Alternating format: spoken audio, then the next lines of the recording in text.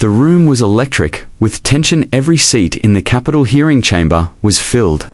Cameras clicked like nervous heartbeats, and the weight of unspoken truths seemed to hang thick in the air. Representative Jasmine Crockett sat tall behind the microphone, her eyes sharp, her expression unreadable. Everyone knew today would be historic, but no one could have predicted how the events would unfold. Then, it happened. "Mr. Kennedy, you are out of order," Jasmine said, her voice calm but commanding. "Security, please escort him out."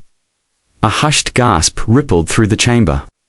Senator John Kennedy, the sharp-tongued Southern politician, known for his biting wit and unfiltered comments, slowly stood up. For a moment, he didn't say a word. Everyone waited, bracing for a verbal counterstrike. But what happened next silenced the entire room. He walked toward the exit, but halfway there, he stopped.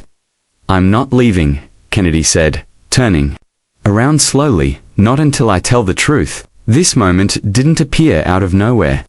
For weeks, a heated debate had consumed Congress about a controversial housing reform bill, one that Jasmine had championed and Kennedy had publicly mocked. Jasmine, a fierce advocate for marginalized communities, had poured her heart into the bill. It wasn't just policy to her. It was about people, the single mothers sleeping in their cars, the veterans with nowhere to go, the children raised in broken homes, built on broken promises. John Kennedy, on the other hand, had treated the bill like a political football. On television and in committee meetings, he had dismissed it with sarcasm and disdain. He'd called it a socialist bedtime story. Jasmine had taken his words personally. She knew what it felt like to be unheard, to be dismissed, and she wasn't going to let that happen, not now. So when he launched into yet another speech filled with mocking metaphors and flippant remarks during the hearing, Jasmine had reached her breaking point. The chamber wasn't a circus, and she wasn't going to let it become one. "Remove him," she'd said with authority. But now, with the world watching, Kennedy wasn't resisting. He was changing.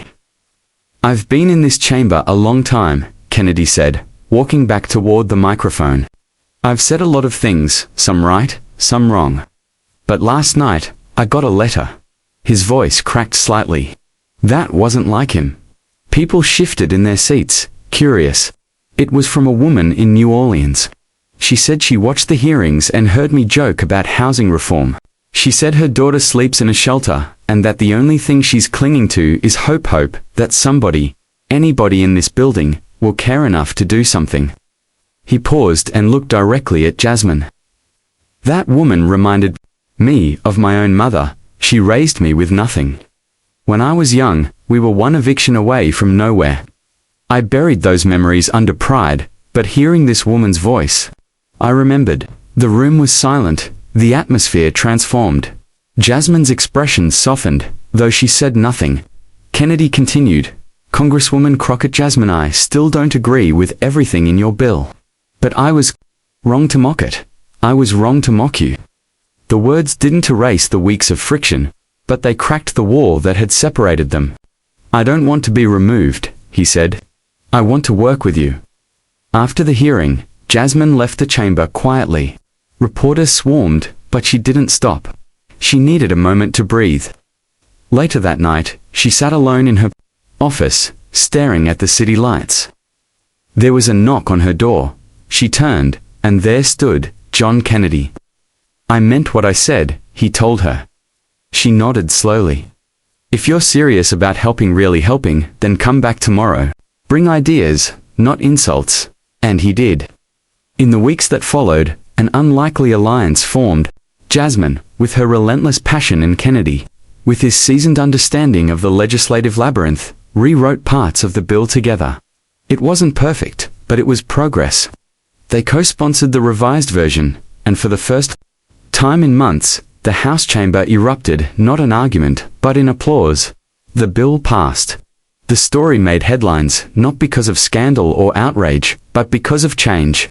Real, unexpected, human change.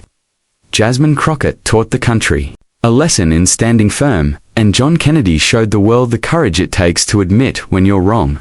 Together, They reminded America that transformation doesn't always come in thunderous revolutions, but sometimes in a quiet moment of humility and truth.